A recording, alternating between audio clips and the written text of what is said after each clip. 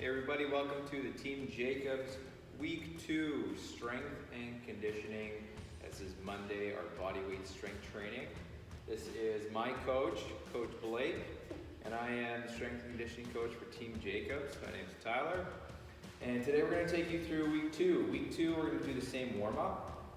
We're going to rock 10 jumping jacks. You ready, Blakey? 10 jumping jacks? 1, 2, 3, 4, 5, 6, 7, 8, 9, 10. And 10 mountain climbers. Get a good shoulder positioning and bring those knees up, feet up. Oh, you're crushing it. Hey, 10 arm holders. Lay flat on your back, on your belly, I mean. And we're gonna go arms straight up overhead, and we're gonna swim them around. Don't smack your partner in the face. Make sure you're 6 feet apart too, unless you're with your family. Right, buddy? Yeah. Okay. 10 arm haulers.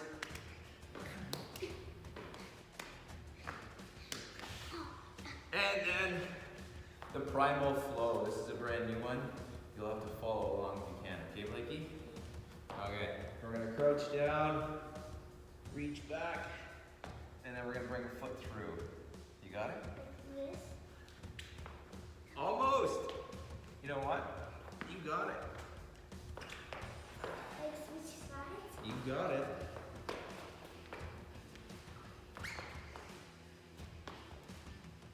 It's kind of slippery because you just come forward. Yes, we just mopped. Good job. So we do that for about 3 to 5 minutes until our heart rate's nice and elevated. Our mobility work today is going to be our Spider-Man lunge. So we worked I on got a lunge, like a Spider-Man burpee. the Spider-Man burpee. One time I thought at home, a Spider-Man burpee was go to the wall, put sticky soap on your hands and feet, and like that. Burpees on the wall. Okay, come into a lunge position. So last week, day 1, we had you go straight up for our Samson stretch. So for week 2, we're gonna get you into the Spider-Man position. This elbow is gonna get as close to the floor as you can. If you can get to the floor, awesome. Notice this hip and knee get way out for good hip mobility. This? You got it. Try to keep your front heel on the ground. Back knee up and reach for it. Got that? I can't really put. Well, let's switch sides. Let's try this side. One side might be a little bit tighter than the other. Okay. Got her? So I want you to spend some time, 30 seconds aside, hammering that stretch out. Okay, on for our core work. We're going to be hammering out some isometric core work today. We're going to do a dead bug hold, plank hold, and some hollow rocks. So our dead bug hold. Did the cold was one. That's right. We're going to be popping up. We're going to use the back floor here to make sure our back is completely flat. Squeeze the knees, pull the toes back, and crunch the rib cage to the belly button. I'm using the floor as feedback to tell me whether or not I am nice and flat and active in our midline. And we're going to hold that. Got it? Perfect. On to the plank hold. So for the plank hold, we want to make sure that you're creating a lot of tension between the elbows and the toes. So if your back is up a little bit, that's okay. Because we're going to be on elbows and toes with straight legs. Perfect. Yeah. And squeeze up.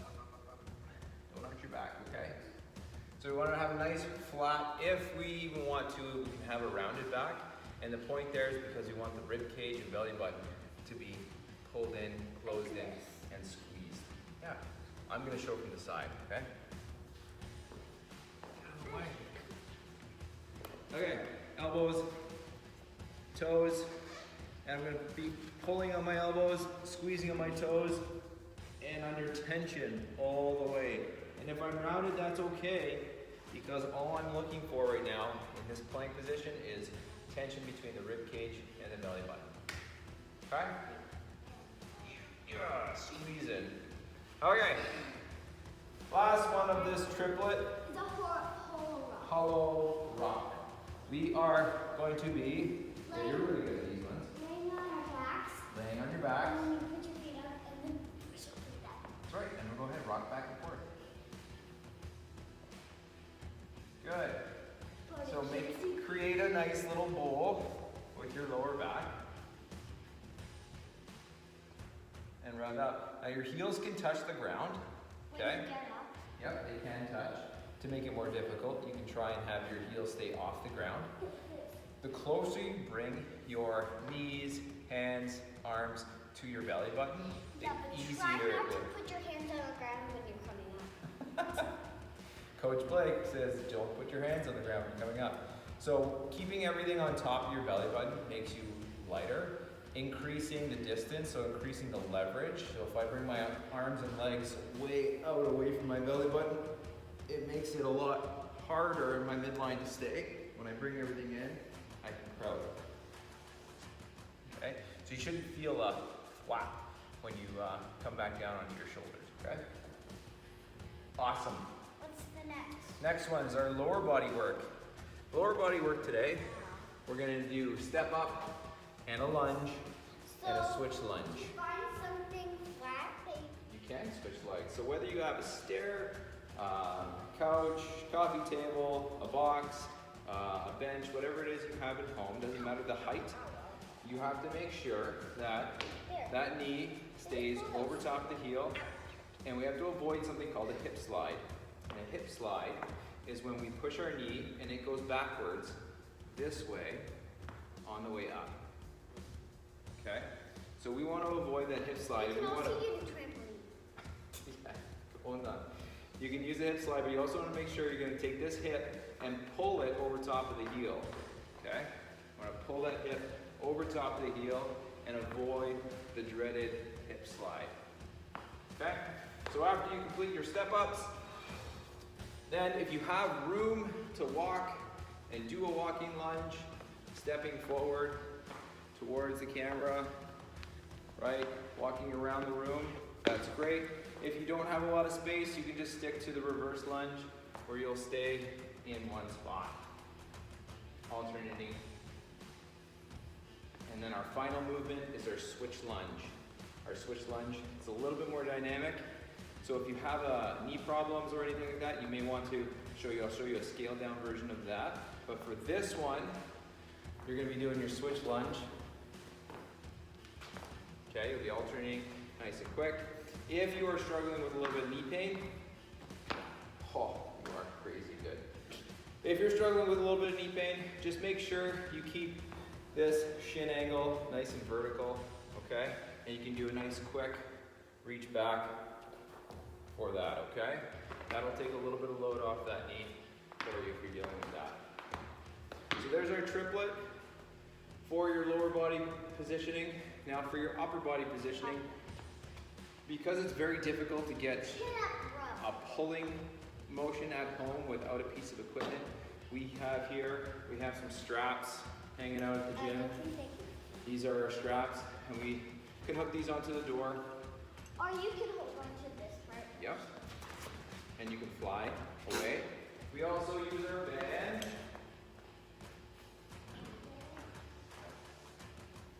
We also use our band here. Beautiful. And on this band, so we can do bent over row. You know, if you don't have a post to tie it around, we can be doing some pulling just by hanging on to our feet and doing some rowing. So horizontal pull, vertical pull are very important movement patterns, but without equipment, they tend to be pretty difficult to master.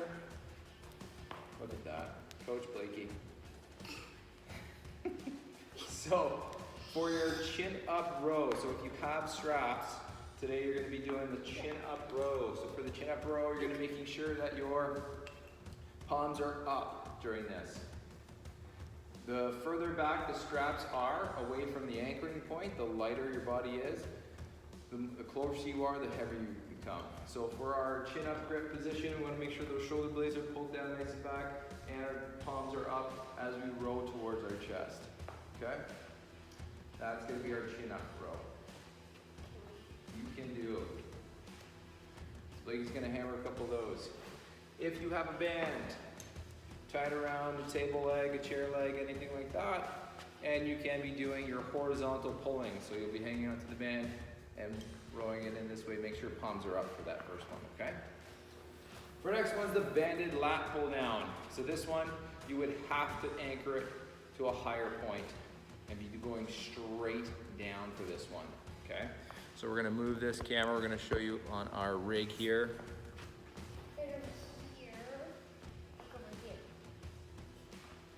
So for my banded straight down lat pull here, I'm gonna be anchoring the point here. I'm gonna pinch and make a couple of handles.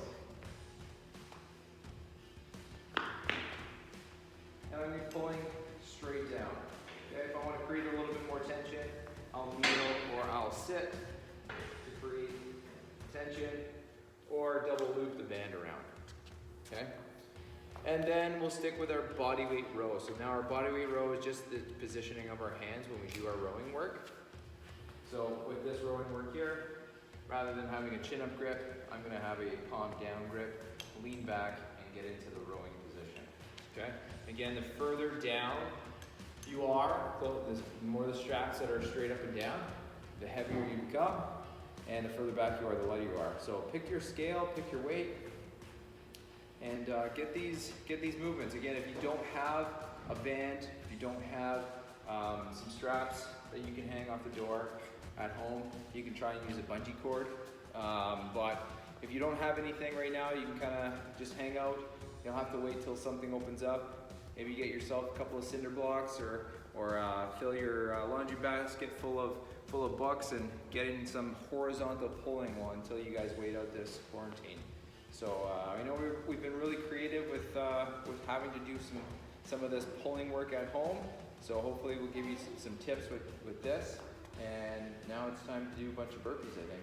Coach Blake now wants us to do a bunch of burpees. So if anything else, make sure you get your burpees in. Hey, Blake? All right. Okay.